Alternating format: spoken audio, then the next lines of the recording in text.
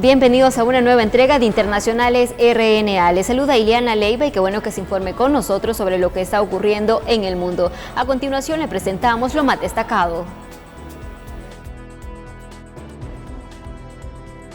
Preocupación en Venezuela. Según el Programa Mundial de Alimentos de la ONU, 1 de cada 3 personas padece de inseguridad alimentaria, moderada o severa.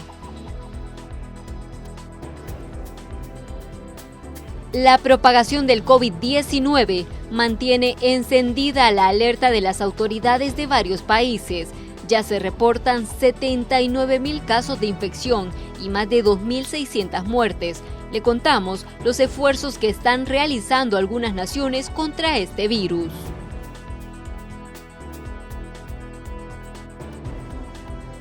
Entró en vigencia la ley de carga pública en Estados Unidos, que limita los factores por los que un inmigrante puede obtener una tarjeta de residente permanente. En minutos, los detalles. Iniciamos con el detalle de la información. El brote del nuevo coronavirus en Corea del Sur, Italia e Irán, que a nivel mundial supera los 79.000 casos de infección y más de 2.600 muertes, en su mayoría en China, están causando alarma mundial y preocupando a los mercados financieros. La expansión de COVID-19 fuera de China continúa aumentando el temor al contagio, causando interrupciones en todo el mundo. Hoy los mercados financieros cayeron severamente ante un brote del nuevo coronavirus en Italia, donde se reportó más de 220 personas infectadas y al menos 7 muertos. La situación llevó a autoridades italianas a cancelar el Carnaval de Venecia, cerrar museos y escuelas y postergar partidos de fútbol, en un esfuerzo para contener la propagación del virus. Corea del Sur confirmó otros 231 casos, elevando el total en ese país a más de 830. En Irán se registraron 61 casos, con 12 muertes hasta el momento. A pesar del aumento repentino de casos localizados fuera de China, funcionarios de la Organización Mundial de la Salud aseguran que aún no es pandemia. Por el momento no vemos una propagación mundial incontenible de este virus, ni enfermedades graves o muerte a gran escala. ¿Tiene este virus potencial pandémico? Absolutamente. Pero, según nuestra evaluación, todavía no.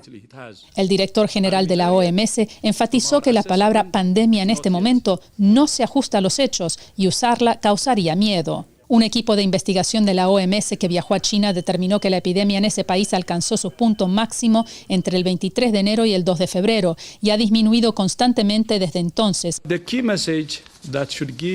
El mensaje clave que debe darle esperanza, valentía y confianza a todos los países es que este virus puede ser contenido. Verónica Villafañe, Voz de América. Siempre en este tema, en Italia, las autoridades continúan haciendo esfuerzos por evitar que el COVID-19 se siga propagando. La policía vigilaba el lunes controles de carretera en torno a las localidades en cuarentena en el norte de Italia, mientras las autoridades trataban de contener el nuevo coronavirus. Italia se ha convertido en un foco del brote en Europa y de los temores a que se propague. Al menos 219 personas en el norte del país han dado positivo en el virus y 5 han muerto. Sin embargo, las autoridades aún no han localizado el origen del contagio, que el lunes se expandió a más de media docena de regiones. Las autoridades italianas cerraron escuelas y cancelaron partidos de fútbol, representaciones teatrales e incluso el famoso Carnaval de Venecia, pero también intentaron tranquilizar a la población, señalando la baja tasa de mortalidad del virus en comparación con la gripe estacional. El alto número de casos en el país se debe a que Italia los está buscando de forma activa, señaló una viróloga a la televisora estatal RAI. Se han hecho pruebas a más de 3.000 personas, la mayoría de las cuales tuvo contacto directo con los infectados. Italia, sin embargo, no quería correr riesgos y aisló a una docena de localidades norteñas donde se localizaron más de un centenar de pacientes. Policías con mascarillas vigilaban los puntos de control el lunes en la carretera a Codogno, al sureste de Milán, donde fue hospitalizado la semana pasada el primer paciente en dar positivo por el virus. El Comité de Seguridad Sanitaria de la Unión Europea tenía previsto reunirse el lunes para evaluar la situación, especialmente en Italia. Además, un equipo conjunto de la Organización Mundial de la Salud y el Centro Europeo para la Prevención y Control de Enfermedades tenía previsto visitar Italia. Rosalba Ruiz, Associated Press. Y es que el aumento en los casos de COVID-19 persiste. Incluso un hotel turístico en las Islas Canarias se encuentra en cuarentena, luego que un huésped le detectaron este virus. Un hotel turístico en las Islas Canarias fue puesto en cuarentena el martes después de que un médico italiano que permanecía allí dio positivo por el nuevo coronavirus. El hotel fue cerrado y sus 1.000 turistas no pudieron partir. Según los medios de comunicación españoles y la oficina de prensa de la ciudad de Adeje, el médico provenía del norte de Italia, que ha registrado la mayoría de los 283 casos en el país. Lo pusieron en aislamiento en una clínica en Tenerife. El caso fue evidencia de que el epicentro del brote en Europa se estaba extendiendo entre los italianos de vacaciones. Las Islas Canarias, un archipiélago ubicado a unos 100 kilómetros al oeste de la costa africana, es un popular destino de vacaciones que atrae a los europeos durante todo el año. Este es un informe de Kelly Abrego para la RNA. Y en El Salvador se redoblaron los esfuerzos para evitar que el coronavirus ingrese al país. El Ministerio de Salud, a poco más de un mes que inicie la Semana Santa, ya desplegó unidades médicas en los principales puntos fronterizos. Ante la emergencia por coronavirus, se redoblarán esfuerzos en varios puntos del país antes que inicie la Semana Santa, y es que en esa época las concentraciones de personas son altas, no solo en lugares para vacacionar, sino en las fronteras terrestres, aéreas y marítimas. Oficinas sanitarias tienen aproximadamente entre 2 y 4 médicos más 2 y 4 enfermeras. Hemos redoblado los esfuerzos para vacaciones y creado también la ampliación de horarios para garantizar que todo el tiempo las fronteras estén cubiertas en el tema aéreo y garantizar de alguna manera identificar cualquier posible caso. Se suman al plan vacacional garantizando de que tengamos el personal necesario para identificar cualquier posible caso. Y se continúan dando atenciones a los viajeros que en las últimas horas proceden de China, incluyendo a 3 becarios. Ellos han sido puestos en cuarentena. Presentaron 3 nuevos viajeros que provenían de una ciudad o un país donde activamente circula el virus. Ellos venían totalmente asintomáticos, estos 3 becarios totalmente asintomáticos, han sido evaluados, han sido trasladados al área de cuarentena y se les sigue dando el manejo clínico y médico necesario con... A la fecha todavía permanecen 6 pacientes en cuarentena mientras se descarta todo contagio. Además, 10 ya han sido dados de alta y no representan un riesgo para la población. Con imágenes de Roberto Martínez, Inmar Batres, Noticiero Hechos. Y en Israel se acerca el periodo vacacional, lo que causa preocupación ante la propagación del COVID-19. La preocupación por el nuevo virus se ha extendido a las calles de Jerusalén, generando temores de que las próximas vacaciones de Pascua vean una caída en el turismo, después de que un grupo de turistas surcoreanos visitó los lugares sagrados en la ciudad vieja de Jerusalén, entre otros lugares del país. El Ministerio de Salud de Israel dijo que dieron positivo por el virus. La iglesia del Santo Sepulcro fue una de sus paradas. Muchos visitantes llegaron esta semana armados con máscaras a la luz de los acontecimientos. Wael Bishara, un guía turístico, dijo que estaba tomando precauciones con sus grupos. Estoy retirando a mi grupo, no es una cuestión de racismo, entendamos esta situación. Y aunque dijo que esperaba que su negocio cayera porque el virus ahora ha afectado a Italia, dijo que lo que más importa es que Israel y el mundo controlen el virus. La industria turística del país se recuperará si se ve afectada, agregó. Ese es un informe de Kelly Abrego para la RNA. Y tenemos más información relacionada con el COVID-19 en el siguiente resumen.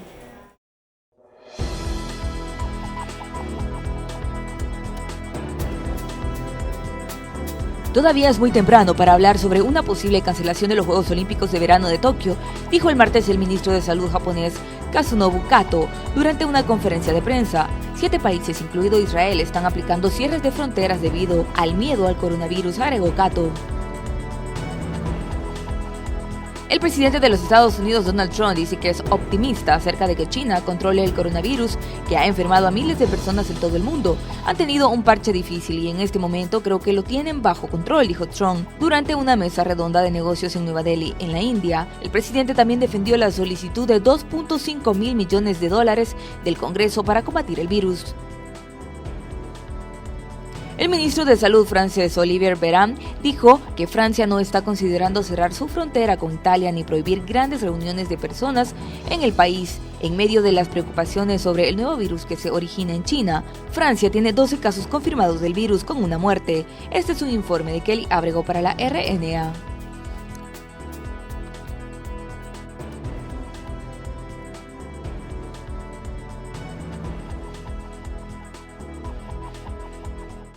Con esto hacemos nuestra primera pausa, pero no nos cambie porque hay más información que compartir en Internacionales RNA.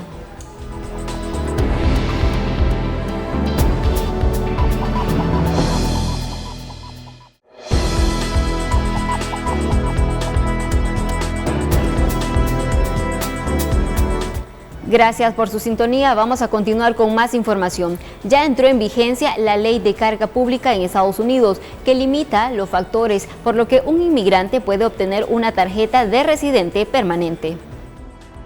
Inmigrantes que busquen obtener una tarjeta de residencia en Estados Unidos se encontrarán a partir de ahora con una nueva regulación. El oficial va a balancear unos factores que están predeterminados en esta regulación para saber si la persona puede constituir una carga pública para el gobierno de los Estados Unidos. Los factores son 8: edad, estado de salud, estado migratorio de familiares, activos, recursos, estado financiero, educación y habilidades del inmigrante.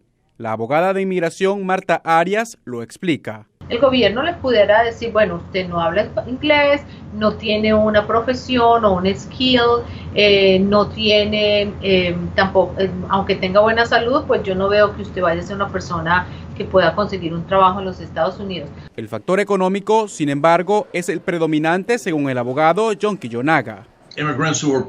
Los inmigrantes que son pobres o que han llegado de manera ilegal sin los recursos para sostenerse a sí mismos y que ahora buscan la forma de cambiar su estado migratorio.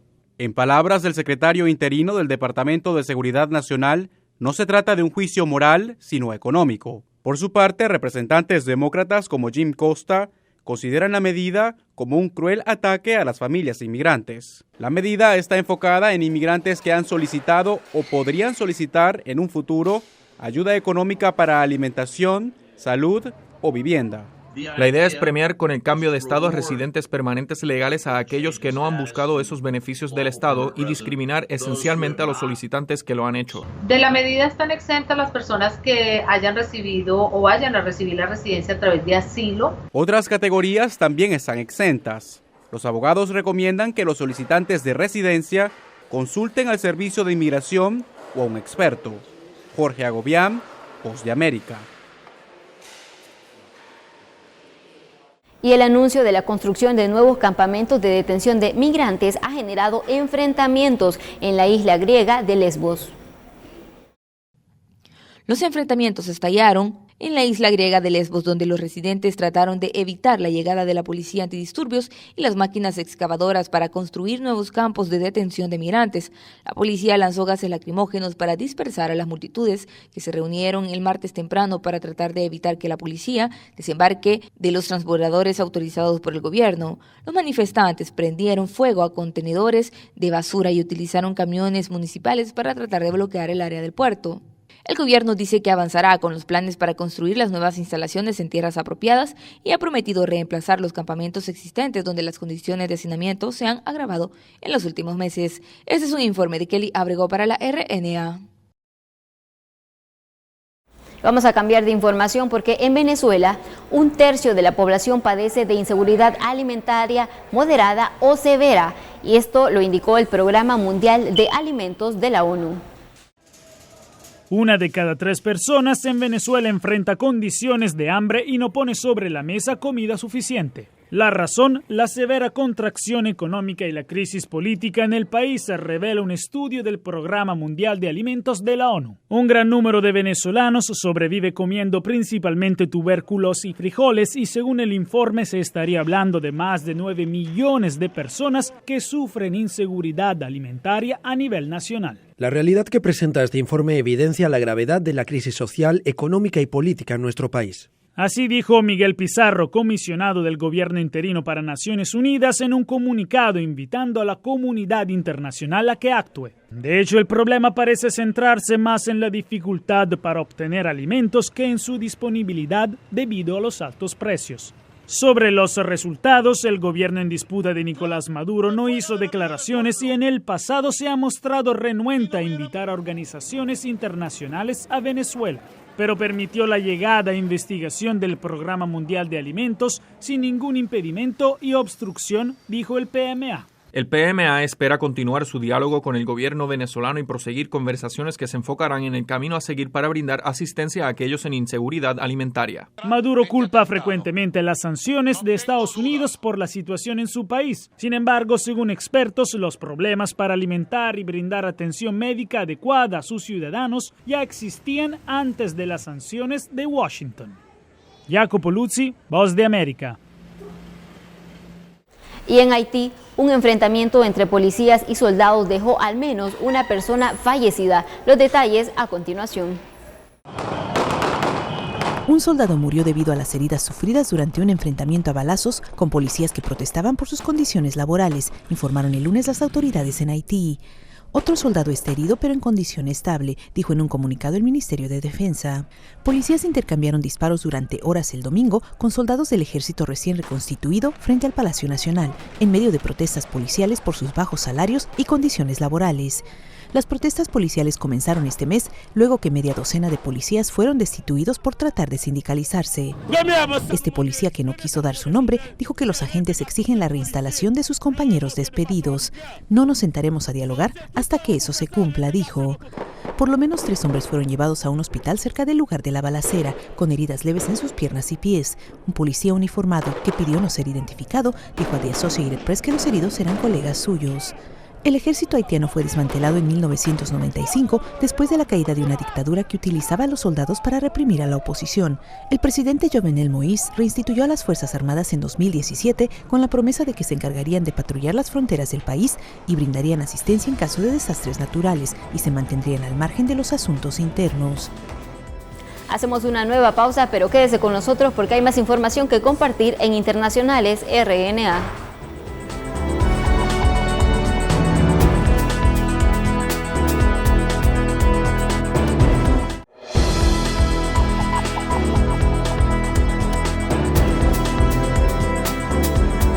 Gracias por informarse con nosotros. Continuamos con más hechos. El presentador y comentarista nicaragüense Jaime Arellano denuncia que él y su familia están retenidos en su propia casa por las fuerzas de seguridad luego de convocar a una manifestación.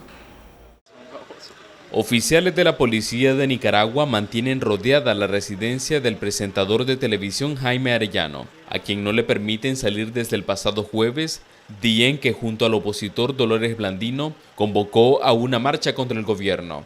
Este lunes únicamente permitieron el ingreso de la Comisión Permanente de Derechos Humanos, quienes conversaron unos minutos con Arellano.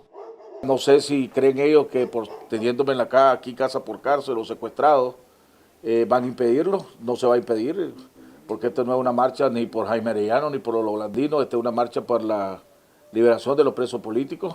Jaime señaló que las amenazas en su contra no han cesado. Yo hago responsable a Ortega, a la primera dama y a la policía de lo que suceda aquí en mi casa, lo que me suceda a mí. Los representantes de la Comisión Permanente de Derechos Humanos intentaron conversar con los oficiales de la policía para conocer los motivos de su presencia en el lugar. ¿Tienen alguna orden de captura? ¿Tienen alguna orden de vigilancia contra el periodista Jaime Arellano?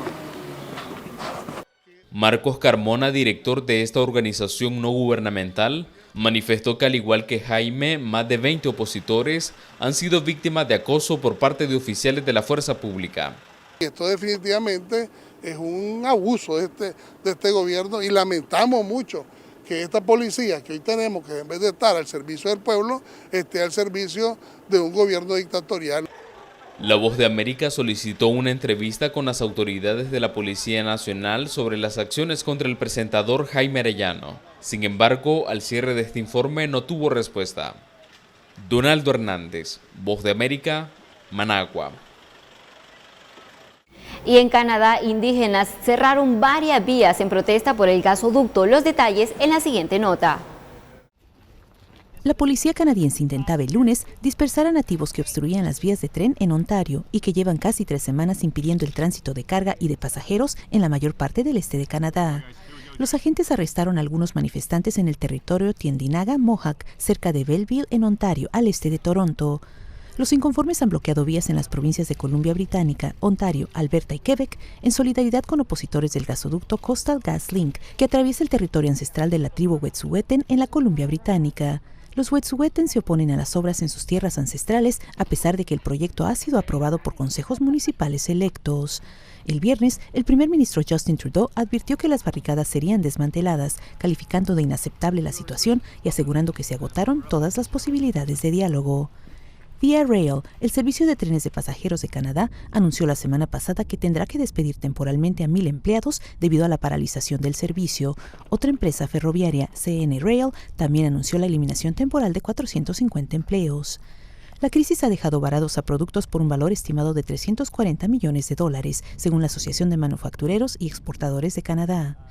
Trudeau ha mencionado como prioridad llegar a una reconciliación con los pueblos autóctonos, pero las protestas han amenazado con hacer disminuir su apoyo público y han ocasionado paralizaciones en los 3 principales puertos del país.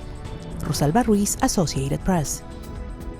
Así finalizamos esta entrega de Internacionales RNA. Gracias por informarse con nosotros.